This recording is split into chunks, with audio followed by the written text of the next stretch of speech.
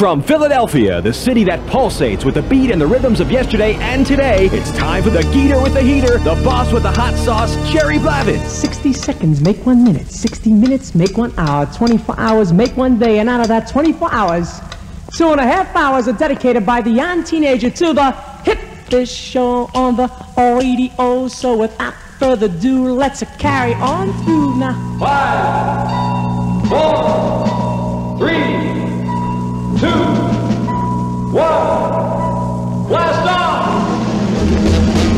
Young teenager, gather round. Hark to the sound I'm a-putting down. Come on, baby, let the good time roll. Come on, baby, let me thrill your soul. Come on, baby, let the good time roll. Roll all night long. Yo! Let me tell you something. You are just as pretty as you were. Do you realize you and I now go back 60 years this coming year? That's right. You sure do. Dionne, you know, I told the audience out there, when I first heard that voice, you know, you and I go back with Dinah Washington, Sarah Vaughan, Ella Fitzgerald. These were song stylists. And, you know, back with rock and roll, you had the Chantels, you had the Shirelles, you had the Chiffons, you know, you had certain sounds. Mm-hmm. But when Burt Bacharach said, "Psst, come here, don't tell Florence I'm playing this for you." I said, why? She wants to release it with Tommy Hunt. I said, let me hear what you're talking about. He played "Don't Make Me Over." I said, wow, this voice, who is this? He's the same age as you. She's 19 going on 20 when you made the song. Yeah. I went back to Philadelphia. And from that moment on, when you appeared with me, I didn't see it. I mean, I knew about you and your sister and Sissy doing backup with the Shirelles and Nat King Cole and the Drifters. But when you were on that stage, you were like a Nubian queen to me. You were a and you haven't changed, Dionne. Oh, thank you, darling. Now, let me, go ahead. Go ahead. I'm sorry. Go ahead. So yes, I have changed. But, you know, it's a good change. Well, you know, as we look back at all of the years, the lasting power, the talent that is still the God-given things, that's got to be amazing to you. From an early age, doing backup with Sissy and doing with your sister Dee Dee to where you are today. And you know, you and I have a big history. I go back to Hollywood when you did the movie with Stephen Boyd, The Slave. Yeah, right, Mm-hmm. And right. Remember that? I mean, yes. It's got to be so fulfilling for you as you look back at all these years, and you are an international star. Yeah, I've been around the world a couple of times. Tell me about your vacation when you said to me, I said, Dionne, what are you doing? I'm on vacation. Tell the folks. Well, I'm ready to give up the vacation. I'm ready now to get back to work and see some of my friends. You know what I'm going to do, Jerry? I'm going to sit this down because I'm holding it. Hold on 1 second, okay? Baby. Hold on. I'm with you. See if I can get this to sit properly. There you go. Almost. There's nothing you can't do. Yeah, right. December the 12th, for the people out there, it's the most famous day for singers. There was a skinny Hoboken, and there was the skinny girl from Jersey. Her name was Connie Francis, and his name was Frank. But then there was a lady by the name of Dionne. December the 12th. Right. That's exactly right.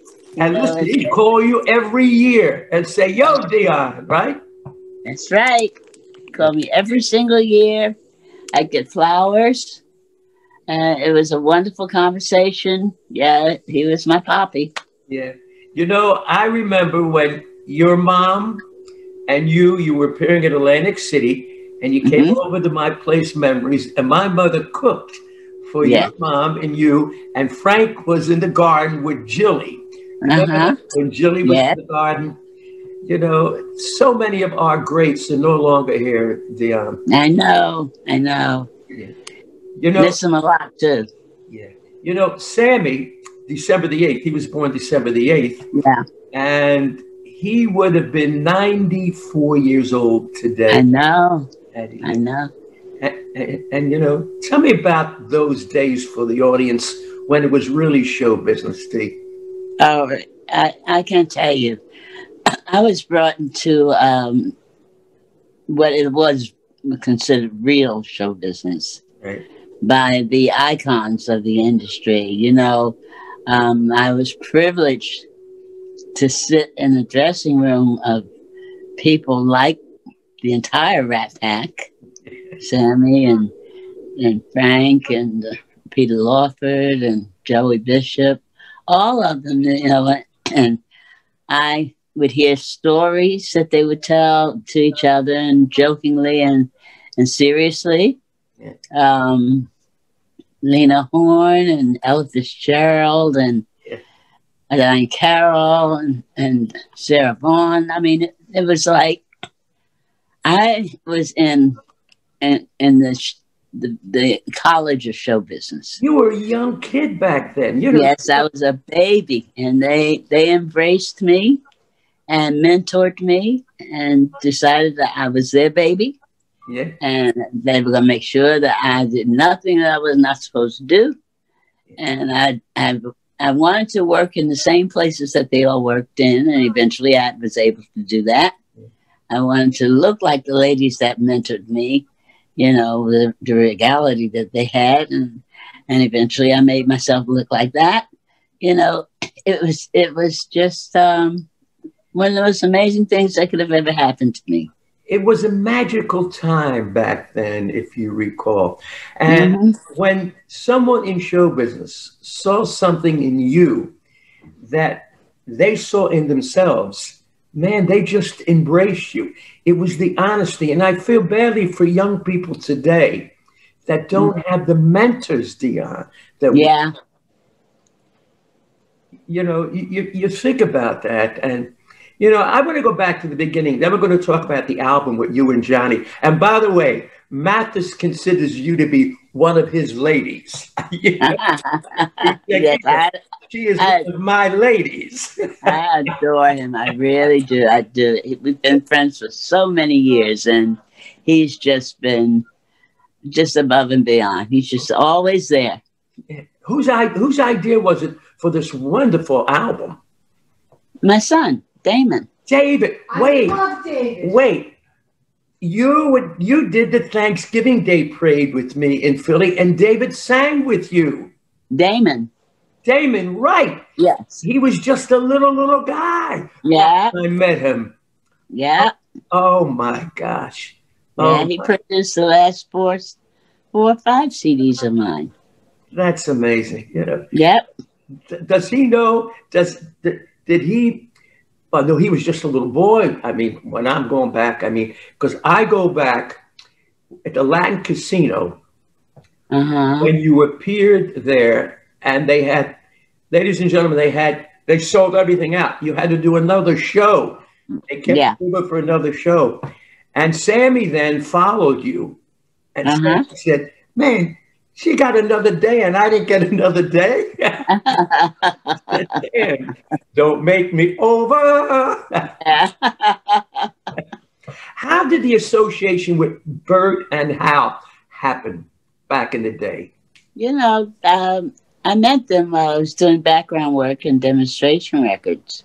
Right. And Hal and Bert had just consummated their partnership as writers, and asked if I would continue to do demonstration records of songs they were writing. And I did. And they wrote a song for the Shirelles, actually. Yeah. And sent it to Florence Greenberg. She didn't want the song. She wanted the voice. And the voice was me. And that began our relationship. they became my producers, and I was a client. You know, I said to you before, you know, Hal and Bert got together when they did a song for Perry Como. Okay, Yes. Magic Moments. Magic Moments, yes. They worked together. They wrote separately, but you were the hand that they needed to fit the glove. And that glove and hand together was just something that will never, ever be again. You complemented the lyric and the arrangement, and they did other things with other artists, not taking anything away, but yours was the signature sound of Burt Bacharach and Hal David. And you know, I got into an argument with Florence Greenberg about when I played. She said, I don't want to lose her and Dee Dee and Sissy. They're the best backup singers we've got. I said, listen, Florence, you can't keep a kid like Dionne Warwick down. That's a spiritual voice. That's got to be heard. You know, and she did the same thing when you did Make It Easy on Yourself. Yeah. You had Make It Easy on Yourself. She didn't want to release it. So Burt did it with Jerry Butler. Yeah. You know, but it just goes to show you the perseverance. And in life, for young people out there watching me, if you have a passion to do what you want to do, like your son has been with you, go for it. Do you agree, Dee? Absolutely.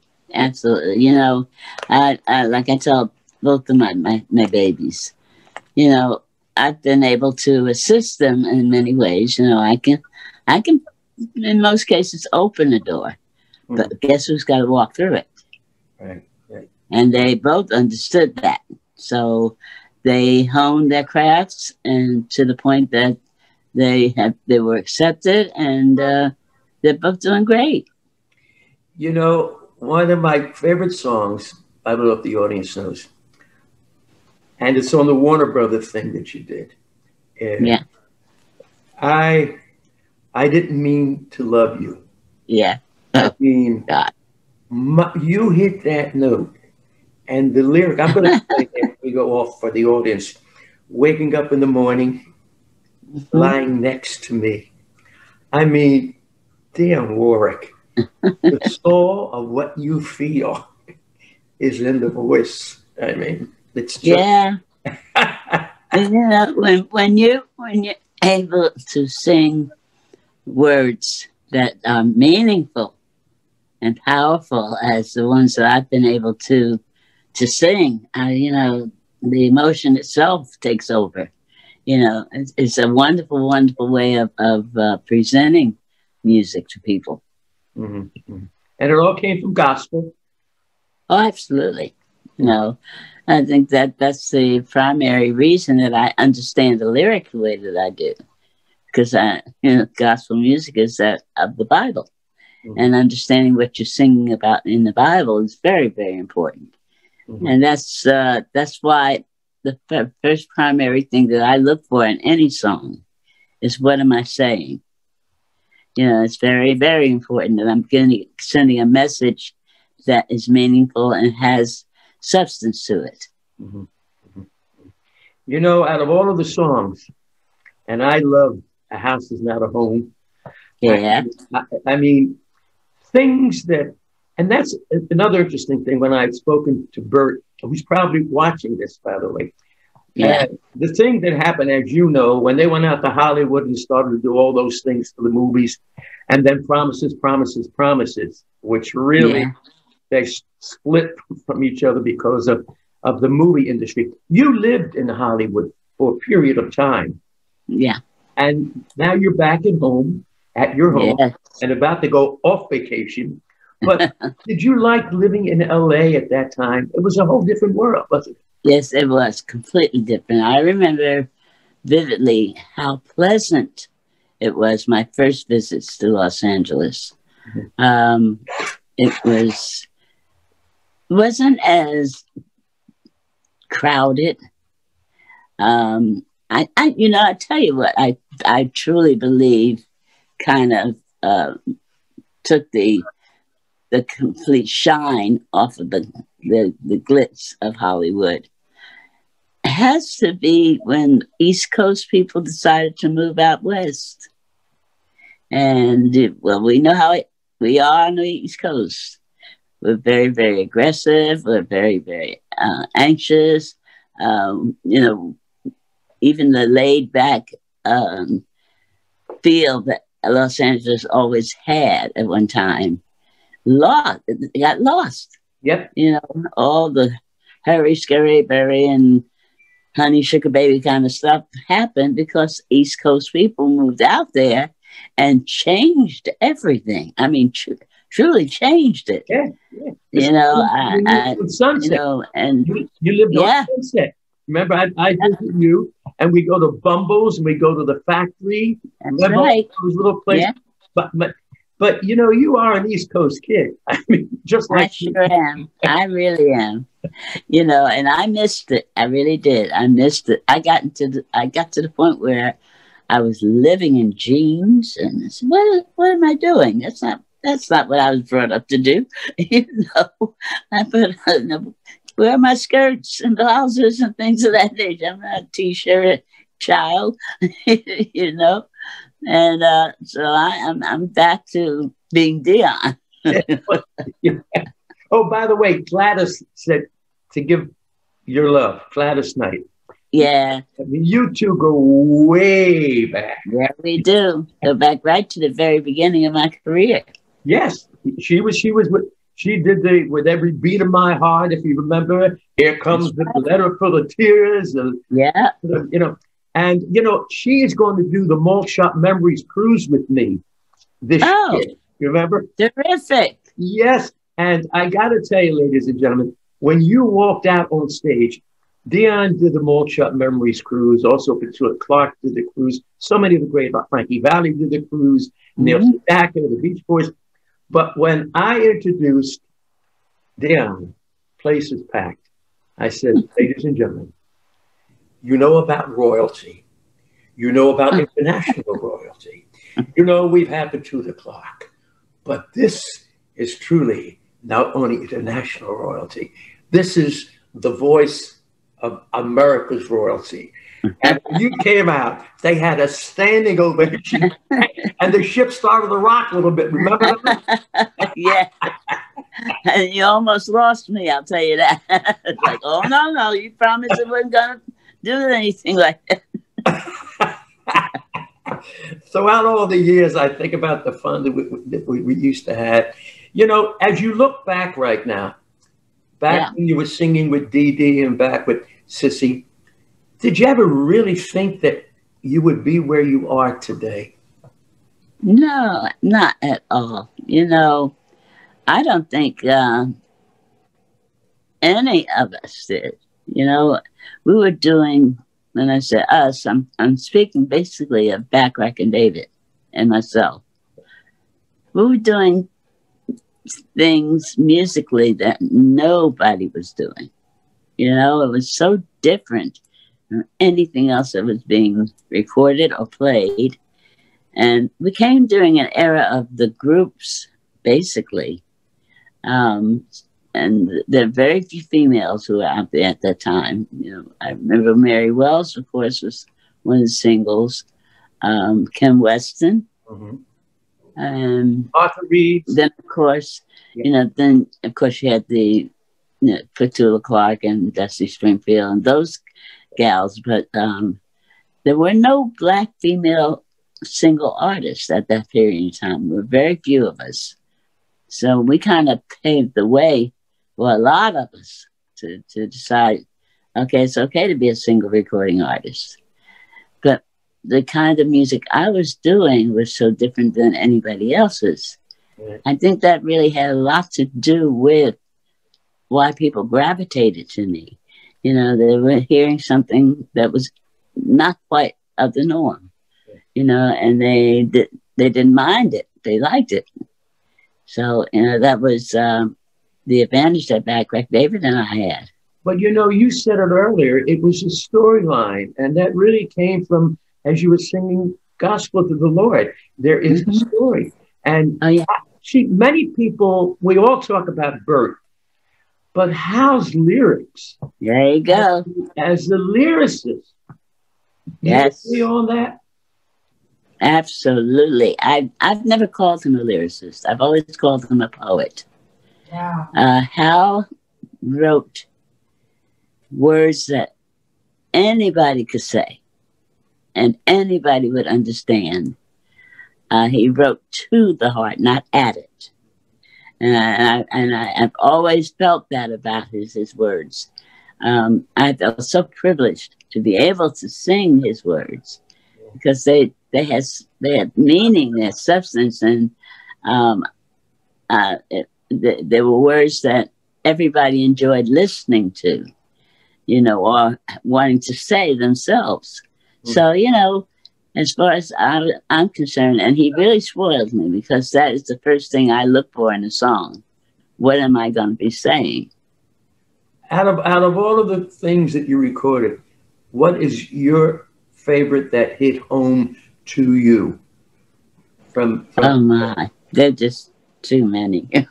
You know, I think with each growing year, there's something else that comes along that you sing or say that has great meaning. So there is not just one or two. No, I've always looked at my songs as my babies. It's so funny because Smokey said that to me. Because, you know, he had, in Philadelphia, I mean, I played everything because I had the freedom. And Bad Girl, Ooh Baby, Baby, Fork in the Road. He said, Geator, it's like your children. Yeah. What do you love better? You can't. You love them all. You know, I think Keely had a question. What do you got? Well, no, I just wanted to make a comment. I remember when you interviewed Dionne for the TV show. Right. And you said, how do you want to be remembered? And she said, I want to be remembered as a singer of great songs. And I said, that's what makes you stand out above everybody else. Sinatra was the same way. And that's why you guys are in a class of your own, because it's not about your voice as magnificent as your voice is. It's about getting across the emotion of the song and the message of the song. That's why I love what you said about Hal David. Yeah. Well, you know, but we also spoke with Frankie Valli. Back then, Dionne, when you went into the studio, you did it all there. Yeah. Today, it takes them a year and a half before they even do anything. Now, you know the way Frank recorded. He'd go in, bop, bop, bop, bop. Okay, I'm getting out of here. Boop, boop, boop, boop, boop, boop, boop. You either got it or you didn't get it. He'd give you another shot. That was the true emotion. How can you go back in the studio over and over? You're going to lose the real soul of a one take or a two take or a three take. Yeah, I know. I know. The whole thing is completely... It's mind-boggling. The method of recording these days. And we've lost the element of live musicians. Everything is a computer. You know, nobody really has emotional support within the live musicianship that accompanies a singer. I said that, and I still record live. Yeah. Absolutely. You know, or I don't record. I can't sing to a computer. No, that's why you and I want to just hold you. You know what I'm saying? I want to take you to dinner. You know, we're living with robots. We're being controlled by robots. I mean, it's stuff like that. It's true. True. Oh my God. How did you get Damien involved with singing with you? How'd that happen? You know, I didn't know he could sing. And I many years ago, he started trying to play the piano. And he plays a pretty good guitar. And he was sitting in the living room playing piano and singing. And I didn't know who was in the house singing at the point in time. And I called down and said, who's that in the living room singing? And he didn't answer me. He just stopped playing and stopped singing. Wow. So I said, oh, well, maybe that must have been a tape or something like that. And a few minutes later, he started playing and singing again. And I came downstairs and saw him sitting at the piano playing and singing. I said, "Is that you singing?" He said, "Yeah, that's me." I said, "I didn't know you could sing." You know? So, you know, just one thing led to another. And I finally decided, I said, well, I'm getting ready to do a duet CD. I want you to sing with me on it. Right. I can't do that. Yes, you can. Yeah. Well, he did a Thanksgiving, boy, and he nailed it with you. He was amazing. He was so wonderful. Hey, tell me about the Spinners with Tommy Bell. Now, you know, there's the connection in Philadelphia when you were doing the stuff. Oh, yeah, definitely. Well, Tom and I have been friends for quite a long time. Mm-hmm. And there were a few songs that he and Linda wrote for me and submitted to Backrack and David. And of course, they decided, well, no, we're our sole producers and songwriters. Okay. So, and then all of a sudden you heard a little group called the Stylistics that sounded an awful lot like Dionne Warwick. Yes. You know, you'll never get to heaven. That's right. Yeah. Well, no, I mean, even the beginnings when Tom was producing them. And in fact, somebody asked me, "Do you have any record out?" And I said, "No, there's something called about By Golly Wow or whatever that is." I said, "No." Mm-hmm. And I said, "No, I don't." So I finally heard it on the radio. And DJ, of course, said, "That was Tom Bell, production of Stylistics, Picture By Golly Wow," and da-da-da-da. And I called Bert immediately. I said, "You know, have you heard the Stylistics?" And he said, "Yeah, I heard them the other day. I was listening to the radio." I said, "Well, Mr. Tom Bell is on your butt. He has taken your type of music and has brought it into the Urban League. Yeah. So you better get your act together. Mr. Bell is on you." And Bert didn't like it at all, of course, but it was the truth. Tommy had taken everything that I was used to hearing from Bert and took it to another level. He made it a little browner than the vanilla that we were utilizing in the songs I was singing. Mm-hmm. You know, and Tom and I became friends. He said, "You know, I sent those songs to you." I said, "No, you didn't." He said, "Yes, I did. But they were turned down." And I said, "Well, our loss. That's all I can say." And from that day till right this minute, we are very, very dear friends. And you work together with big hits. I mean, with the Spinners and things. That you know. Yeah, he produced Track of the Cat for Warner's for me while I was at Warner Brothers. You know, Tommy's a very talented young man, you know, and funny as all get out. He's crazy as a Looney Tune. You know, he's just a wonderful young man. Yeah. Well, he's singing with the Romeos with Kenny Gamble back in the days. I know. Yeah. But he's a brilliant musician. Yeah. When you worked with the Spinners, when you recorded, were you all in the studio together, or you did your? Oh, yeah. Actually? Yeah, as a matter of fact, we just consummated a summer tour together. And I took them into Vegas for the first time. They opened my show for me at the Riviera Hotel. Yeah. And our closing night, Tommy was sitting in the audience. And he came backstage after the show was over. He says, "You know, I'm so happy for you guys. It's been a wonderful tour. I've been watching the reviews, and I've got a gift for you." And we all said, "Oh, wonderful. What is it?" You know, very excited about a gift from Tom Bell, you know. And he says, "Yes, I have a song for you." And it was Then Came You. And he said, "I'd like to take you in the studio tomorrow. We'll leave Vegas, and tomorrow evening we'll go in the studio in Los Angeles and record this song." And we all said, "Of course." I guess you could say the rest is history. You know, as it turned out, it was during that period of time that I was no longer, you know, with Bert and Hal.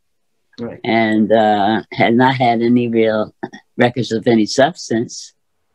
Then Came You was my very first #1 recording nationwide, internationally. The very first #1. Most people think everything I recorded was #1. No, this was my very first and only #1 recording at that time. What was it? Then Came You. Listen. And it was during a period of time too that most people were saying, the naysayers, oh, what's she gonna do now, Jets and Burton Howe? What's she gonna do? How's she gonna do? Blah, blah, blah, baby. Well, they found out. Listen, God gave you that talent. Exactly. The glove in the hand. You get a right producer. Look, it's like an actor. You could be the greatest actor in the world. You get a director that don't know how to direct you with a bad script. Forget it.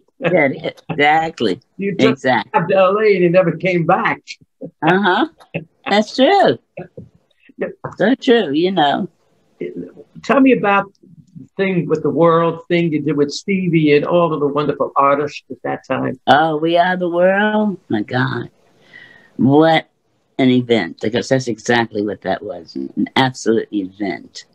I was appearing in Vegas at the time that was being put together. And I got a call from Quincy. And he said, listen, I'm going to need you in the studio tomorrow. I said, Q, I can't just leave Las Vegas and be in the studio tomorrow evening. I'm working. He said, oh, don't worry about that. I'll make that happen. I said, oh, really? Well, that evening after that show, Steve Wynn came into the dressing room. He said, well, are you going to be going to Los Angeles in the morning? I'm sending you up on my plane. I said, and why am I going to Los Angeles? He said, because I got a call from Quincy Jones. And he said he needed you. So I said, oh, okay. So I flew into Los Angeles. And that evening was also the American Music Awards. And everyone that was at the American Music Awards was a part of We Are the World, as it turned out. They left the award show, came directly to A&M Studios, and we were just all there. It was just one of those magical happenings. Magical. Absolutely. And it was so wonderful because we all got to see each other. We hadn't seen in quite a while. Everybody's going in different directions, of course. And so it was a homecoming for all of us too, It was really wonderful. And then it was a kind of happening, because most people do ask me the same question. How was it? What was it like? It was one of those you had to be there and really to describe how it was. And there's no description for it. Dionne, I've said it to the audience. We are really a family. I may not see you for a year or a couple of years. You may not see Gladys. You may not see all of the wonderful people have been, but we're family. And that's right. We're no different than them. We're blessed because of the fact we've been able to take whatever God-given talent we've had to express to them. But we have sadness. We have sickness, especially during this crazy world today, pandemic. But they realize that our job is to make people happy. That's right. And we become fulfilled with doing that. Oh, yeah. I say it all the time, but people, it makes me feel wonderful. And I give the very best I can at all times anyway. But, to look into my audience and see a smile, or see an arm go around the shoulder, or somebody grab a hand, or people singing with me, that's the joy that seems to be permeating the room. It's something that people have come to do, to enjoy, and have a good time. And that's really what it's all about. And that's what music does.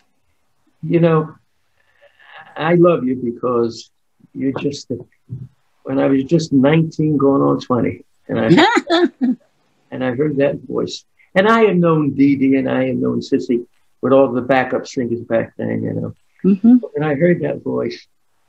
And when you appeared on that stage with 1,000 teenagers, because it's the first time you ever appeared at a record hop.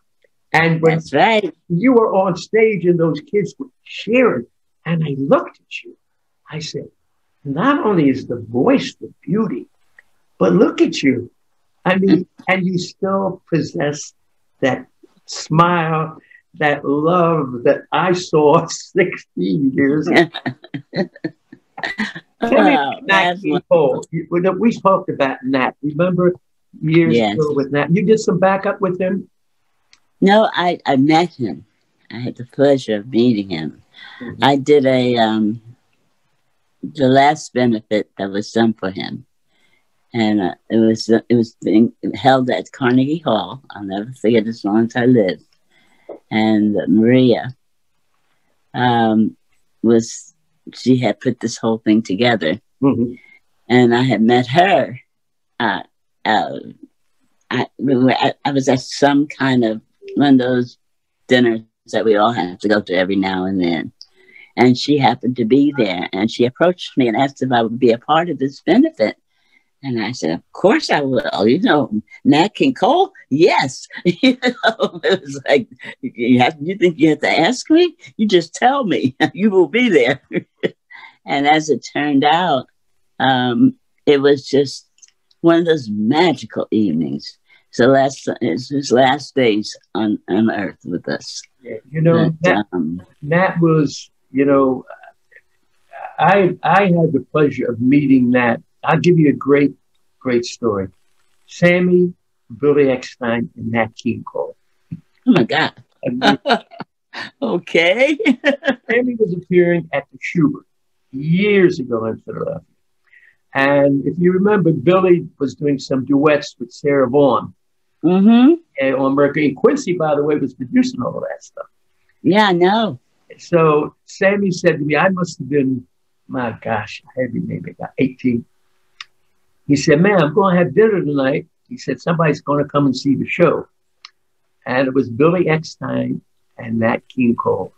Right before Nat passed in the early, maybe it was 1961, maybe right about that. And what gentlemen. The class of but Billy and Nat King Cole. See, but you're from that school. I was fortunate enough to be able to Washington's. Will we ever see that era again, Dionne? I don't know. I don't know. It's an era that you know is it's been lost, unfortunately. And I think it's because the babies today, you know, and I've said it so many times, and it's just what I've observed. These babies think that they invented show business. You know, they don't have to stand on the shoulders of anyone who came before them. You know, and I keep saying it, and eventually somebody's going to hear me. The fact that people like Gladys and Patty and myself, we put enough years into this industry and were mentored by those whose shoulders we're standing on, that our shoulders have broadened to the point that, you know, we can carry a few of you guys, you babies, to give you a little bit of inspiration and guidance as to what we learned, you know, that you might be able to use. You know, they all feel, no, you're old school and we don't need you, and I really do. And I've told several of them, yeah, I am old school, you're right. But there had to be an old school before there was a new one. Listen, you gotta always honor those who came before you. Absolutely. Those who came before you teach you where you're going to go. Yeah, that's right. That's what young people got to understand. They didn't invent this. You and I didn't invent it, but we looked upon the others who came before us and we emulated, and we wanted to be like them. And that's right. We praised their talent. You see, no doubt. People got to understand all that stuff today. I know, but it's they've been fed a lot of stuff by those who presented them. What they've been given so much at such an early stage, an early age. Money has been just thrown at them that they've accepted, and without any guidance whatsoever.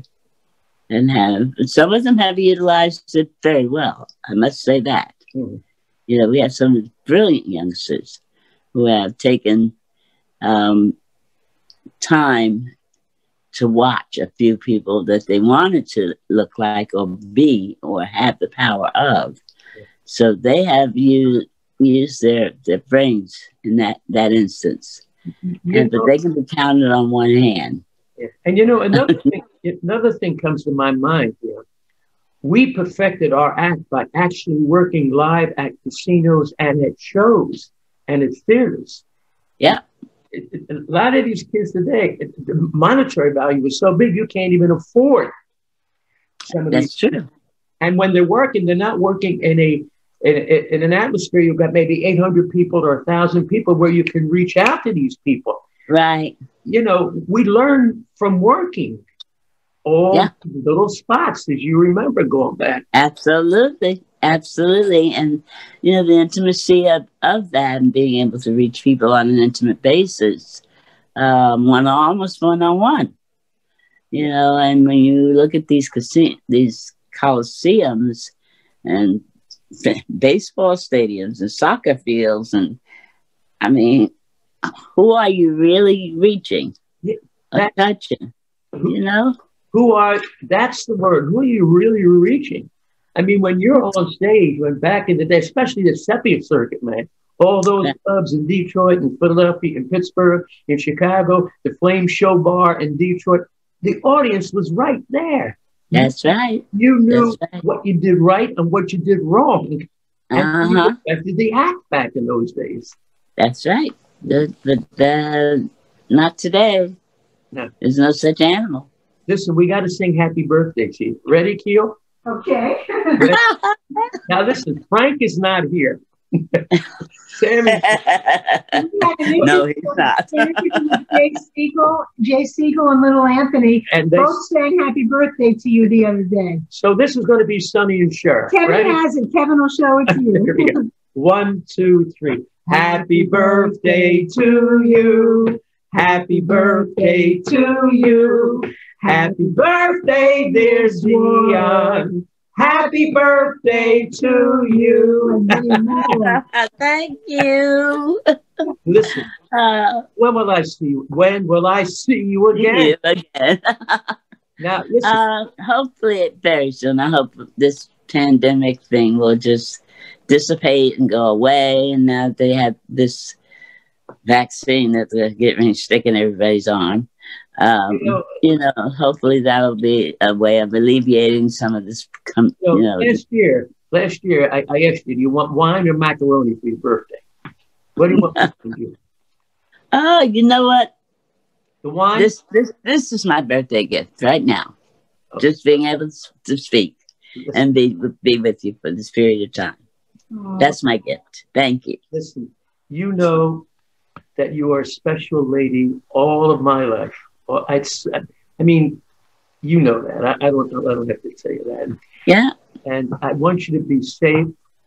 Give your son a big hug and tell him to follow in the footsteps of what you created, because what you created, nobody can except someone that has the same soul as you. So, Dionne Warwick, thank you. Thank you so much. This is beautiful. Thank you, sweetheart. You take good care. Thank you. Stay well. And when I see Gladys, because we'll do the cruise together, I'll say, Gladys, if its ship starts to shake a little bit, it's like Dionne said, whoop, hold on for a second. And you still keep on singing. Thank you, baby. Thank you very much. Take care. You are so wonderful. Thank you. Bye. Bye, baby. Bye. I love Dionne Warwick. She's wonderful. She's amazing. Love Dionne, the soul that she has. You could see it in not only the music, but ladies and gentlemen, you just saw something that, in my opinion, you've seen me do many chats with many of the great artists.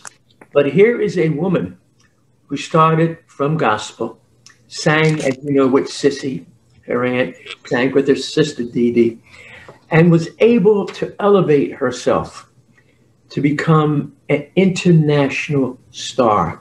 And I think after watching this interview, you will understand why. She is humble, as most great performers are. She is passionate about what she does. And more than that, she knows that the mission in life that she had was to sing and make people happy. And that's the story of Dionne Warwick, who turns 80 years old, December the 12th. Connie Francis, December the 12th. Frank, December the 12th. And please remember the music that they have created and what I do by playing their music will always be what this country is about. Music brings people together regardless of race, color, creed, or religion. And when you have music, it speaks for your heart. It speaks for where we were, where we are, and where we should go. So with that, before I leave you, I want you to be safe. And I also have to acknowledge that every day I get a call that one of our listeners, one of our dancers has passed away. Kenny Jeremiah, as you know, from the Soul Survivors, passed from this pandemic. I talk about the Trenton girls, who I love. Mary Ann just passed away. Len Barry. Len Barry. So many of the great stars. But I want you to know I love you, and I will be with you soon. As soon as we're able to dance, as soon as I am able to do what I do, because I'm a people person. Without you, life is very, very dull. Without music, it's very, very dull. So please be safe. Stay safe. And oh, before I leave, we got hoodies coming your way. Where do you see the new hoodies we've got for you? Okay. And remember the Malt Shop Memories Cruise. This is going to be a great cruise. And as every one of the artists have told you, it's like a homecoming for everybody. Gladys will be on it. Bill Medley will be on it. Everybody will be on this cruise. So please book the cruise, Malt Shop Memories Cruise. MaltShopCruise.com. Malt Shop is my producer. MaltShopMemories.com. No, MaltShopCruise.com. MaltShopMemoriesCruise.com. I hate this modern technology. David, thank you. Joel, wherever you are, if you're in space, because I can't reach you half the times. Thank you. And again, thank you all. And Dionne Warwick. Bye. Is love, sweet love. Ladies and gentlemen, Miss Dionne Warwick. It's the only thing that there's just too little of. What the world needs now is love, sweet love. Oh, not just for some, but for everyone. Lord, we don't need another mountain. There are mountains and hillsides enough to climb, and there are oceans and rivers enough to cross, enough to last till the end of time. What the world needs now is love, sweet love. It's the only thing that there's just too little love. What the world needs now is love, sweet love. No, not just for some, but for everyone. Love, we don't need another meadow. There are cornfields and wheat fields enough to grow, and there are sunbeams and moonbeams enough to shine. Won't you listen, Lord, if you wanna know?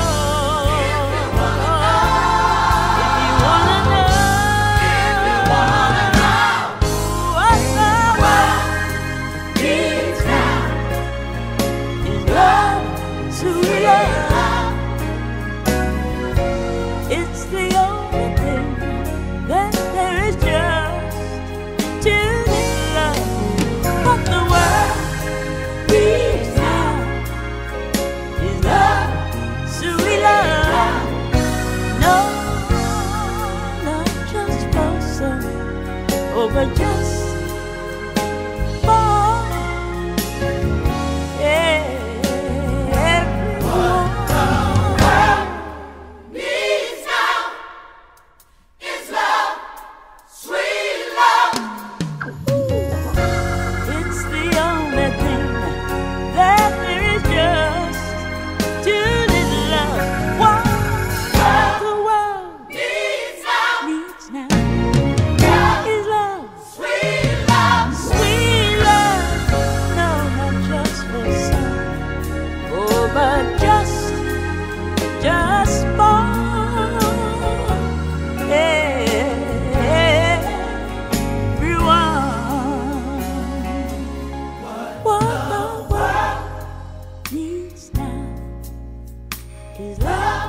Sweet love, what the world needs now is love, sweet love.